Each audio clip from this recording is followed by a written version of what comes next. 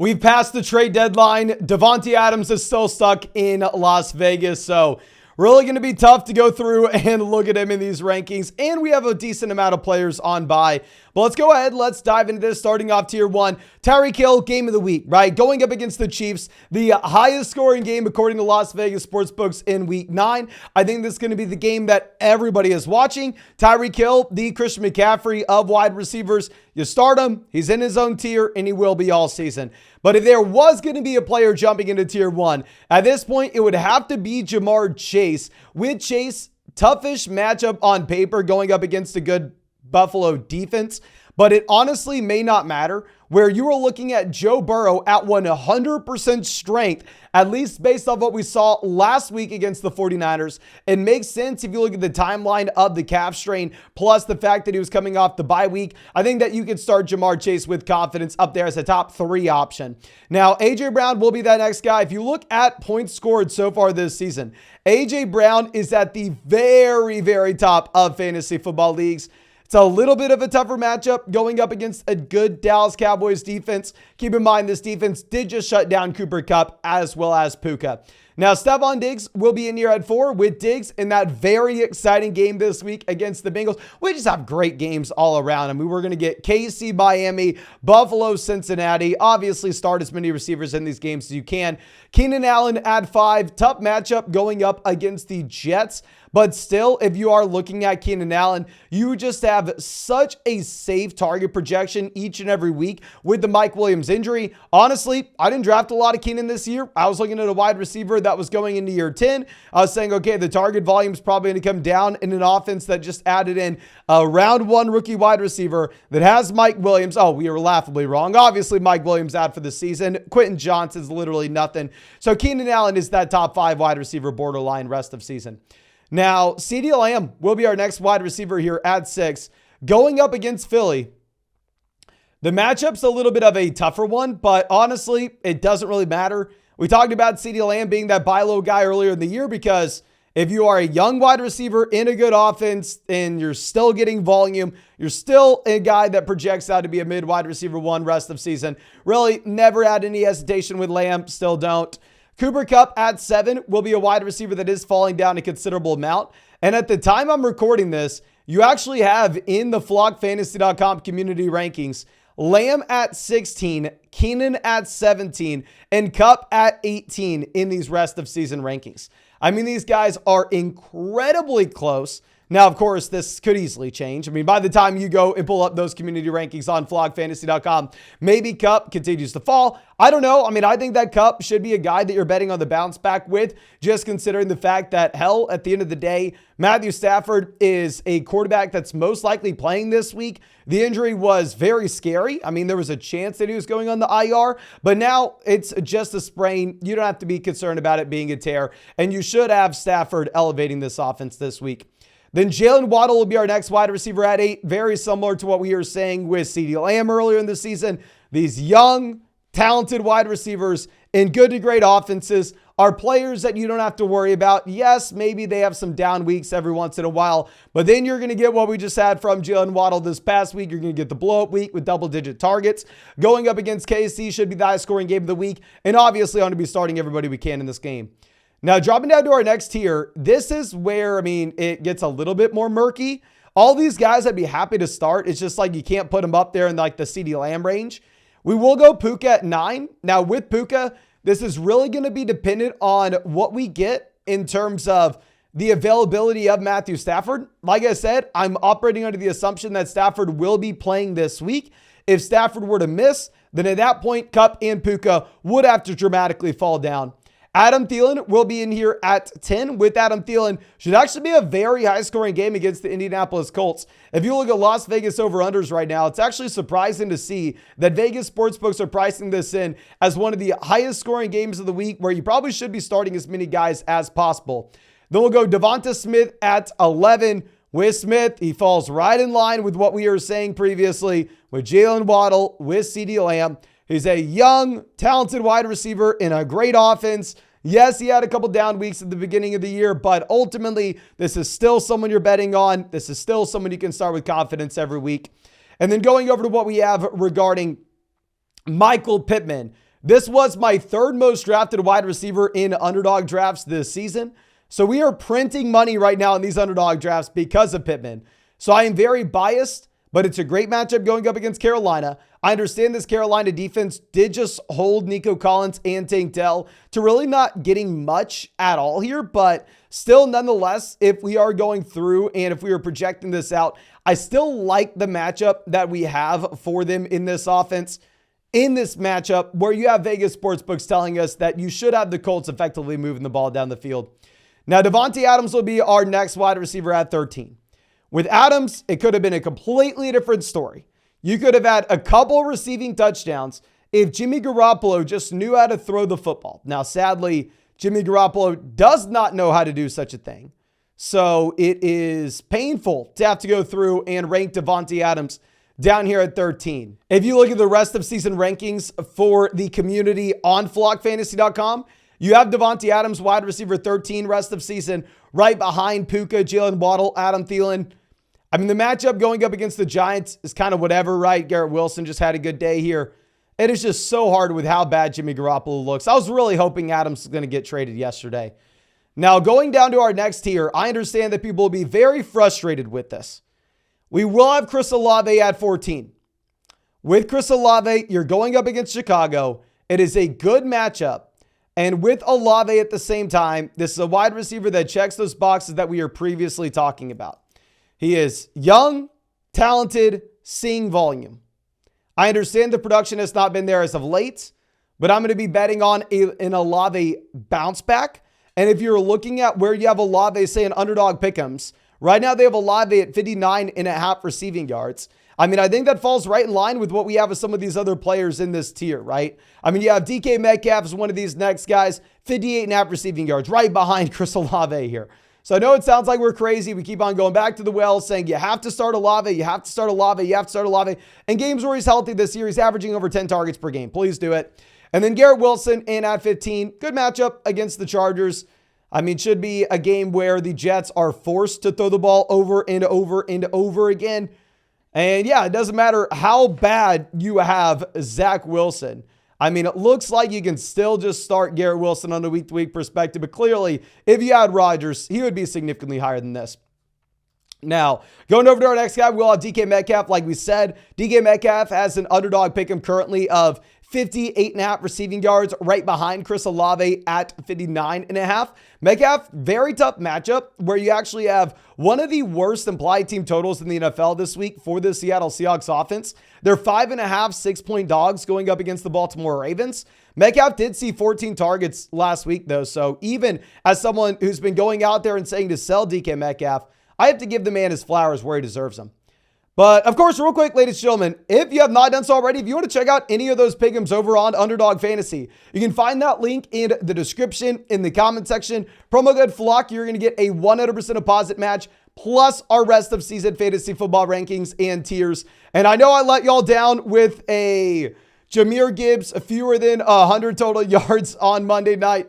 But you actually have for Thursday night, if you're new to Underdog Fantasy, a Derrick Henry special pick'em more than less than half a total yard. And I would not mind pairing that with Will Levis to have more than 202 passing yards, but I am very biased. Like I said, I really do like Levis. Now, going over to our next guy, we'll be looking at Jordan Addison at 17. I wish I could be higher on Jordan Addison. This is a wide receiver that obviously has been dominating over the past few weeks. And yes, we were higher on him in our rankings previously, but ultimately it is a much, much tougher spot when you have no Kirk Cousins. It's going to be an offense that takes a significant step backwards. And if anything, I think I'm probably too high on ranking Jordan Addison here. And obviously, as you get Justin Jefferson back in, Jordan Addison will fall down these rankings. Now, our next two guys will be Mike Evans, Chris Godwin. Guys that we start every single week and we say, okay, we'll get some weeks where they give us massive booms with touchdowns. Other weeks where you don't have much. The game matchup against Houston, I don't mind whatsoever. I mean, right now, you actually have the Texans as 2.5-point favorites, but should be a closer game overall where Tampa most likely throws the ball in the second half. Now, DJ Moore will be that next guy at 20. Y'all know last week we were going through, and specifically with the running backs here, we were talking about how you couldn't start anybody. This was one of the worst offenses in the NFL. Well, yeah, I mean, we know it's one of the worst offenses in the NFL. Say the passing offense, probably not going to be that much worse with no Justin Fields, we've already been mentioning. So I think DJ Moore kind of remains what he's been for us all year. That mid wide receiver 2. I probably should have sold after the Washington game, but now you can't sell. Like if you look at the flockfantasy.com community rankings, DJ Moore is sliding in there right there at 20 as well. Now, DeAndre Hopkins will be our next wide receiver at 21. Very tough matchup going up against the Steelers, as we already mentioned. If you're going to look at the underdog pick'em that you have for DeAndre Hopkins this week, you actually have DeAndre Hopkins at 52.5 receiving yards in comparison to Olave at 59.5. So before you scream in the comment section saying, Mason, you clown, DeAndre Hopkins just scored 3 receiving touchdowns. What has Olave done? He needs to be way higher than Olave. Instead of screaming at me in the comment section, hit the link in the comment section, go to Underdog, and then say DeAndre Hopkins is going to go higher than 52.5 receiving yards and Olave is going to go fewer than 59.5, instead of arguing me about how we should accurately project these guys based off the volume they've been seeing this year. Now, Amari Cooper will be that next guy at 22. I am making this ranking under the assumption that we have no Deshaun Watson. Of course, if Deshaun Watson were to play, then Amari Cooper would have to dramatically rise up these rankings for you. It is a very good matchup going up against the Arizona Cardinals. Now, T. Higgins will be our next wide receiver, 23. With Higgins, he's been that buy low guy for us over the past few weeks, given his injury, given the Burrow injury, and long-term us expecting these players to be in a much better situation. I think that this is a very high-scoring game this week as well, so not going to be surprised in the slightest if you do have T. Higgins going out there and just crushing. Now, what I will be a little bit hesitant about is saying it's going to happen immediately, as you are looking at Higgins still dealing with an injury and that he did play a limited amount of snaps this past week. Now, Deontay Johnson will be our next guy, 25. With Deontay, Kenny Pickett is banged up. Sounds like Kenny Pickett's going to play, but I don't know. Hobbled Kenny Pickett's not that exciting for me. Deontay Johnson did see 14 targets. It is a good matchup going up against Tennessee as well. So if you wanted to move Deontay to the top of these tiers, would not fault you whatsoever.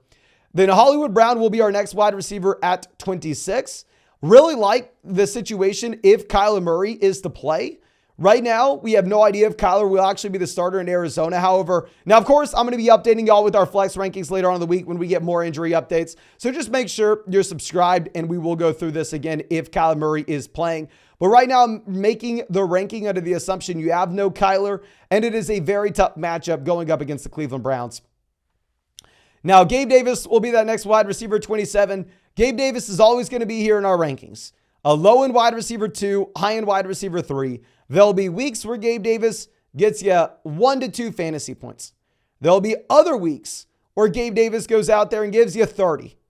This could very easily be one of the weeks where you just have, such a high-scoring game where you need to go through and you need to start everybody in it, and Gabe Davis just goes out there and crushes against Cincinnati. I'm just going to be a little bit hesitant. Now, going over to Terry McLaurin, I understand that the projections have McLaurin a lot higher than this. And all jokes aside, one of my favorite pick'ems on Underdog this week would be fewer than 59.5 receiving yards for Terry McLaurin. I understand that he's been good as of late, but if you're looking at Sam Howell's out there throwing the ball 40, 50 times a game, every single game. You have them just falling behind, Sam Howell being forced to go out there with that kind of passing volume. Now, going forward, I don't necessarily know if that's going to be something that continues to happen, especially in this matchup going up against the New England Patriots, where New England's probably going to have a very difficult time putting points up on the board. And if New England does have that tough time putting points on the board, maybe this is a game where Sam Howell only has 30 passing attempts. And in that case, we're not really excited about any of these guys. Now, dropping down to our next tier, we'll go Tyler Lockett at 29. Lockett, great week this past week. I almost want to throw Lockett in the category of like Gabe Davis, where you're going to get these random spikes. Maybe if you're like an underdog best ball draft, you really do like him. But ultimately, it's just going to be tougher because it's going to be a much worse offense than what you have in Buffalo. And then also, if you are going to be looking at Jackson Smith-Njigba going through and expanding his role, it is just going to be a little bit of a tougher spot to go ahead and rank Lockett as you would Gabe Davis. But maybe we should move him up a bit. Now, Nico Collins will be our next wide receiver at 30. This will be one of the things that makes me go officially bald this season, in that I have no idea how to go through and rank Nico Collins. Every single other week, he convinces me, okay, I guess this is someone that has to be a must-start guy. I guess we have to rank him as that high-end wide receiver too. And then he goes out and gives you nothing.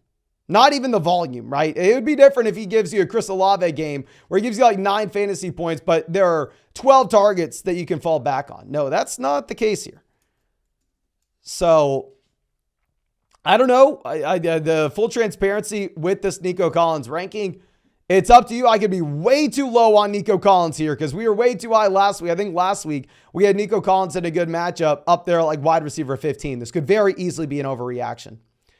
Now, Rashee Rice, Josh Downs will be our next 2 wide receivers.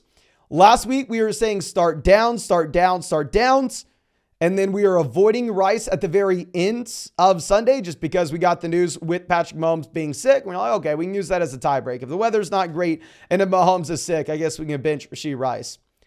Well, now I'm actually going to have Rice ranked ahead of Downs this week, just based off the fact that this should be a very good matchup going up against Miami, where if we were going to assume the passing volume is ever there in Kansas City, it's going to be in a game that can be a full-blown shootout. That should be the highest scoring game of the week. So I do really like this spot for Rice. And you know I like Downs. Downs was my second most drafted wide receiver in underdog drafts, getting him in around 18. So we were going out there and printing money with him as well. Now going over to Jakobi Meyers at 33. This could very easily be an overreaction. I will be fully transparent. If we are looking at Jakobi Meyers, he was much higher in our rankings last week. But going forward, this is a wide receiver that is just stuck in one of the worst offenses you could ever imagine. So I don't know. I'm just worried about Meyers. We'll have Pickens at 34. Going back to what we're talking about with Deontay Johnson. Kenny Pickett's not fully healthy. Do I want to play a wide receiver for a banged up Kenny Pickett? Probably not. And George Pickens had 1 reception last week, saved himself with a receiving touchdown.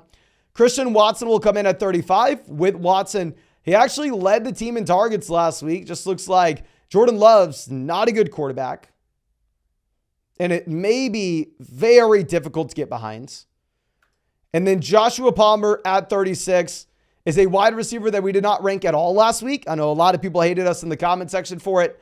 The reason being is we just did not know the health of Joshua Palmer and if he was going to play or not. He ended up playing. I mean, clearly was not fully healthy. Hopefully this next week he is healthier. The matchup against the Jets, though, you're not too excited about.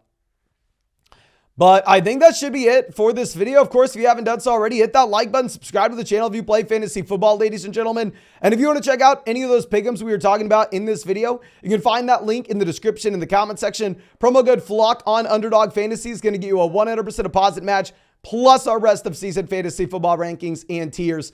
And on top of that, ladies and gentlemen, a Derrick Henry special pick'em, more than less than half a total yard for Thursday night. So please make sure you take advantage. But I think that's all I have for you. Again, thank you so much. Really appreciate you. And really hope we get to see you out in the live stream later tonight.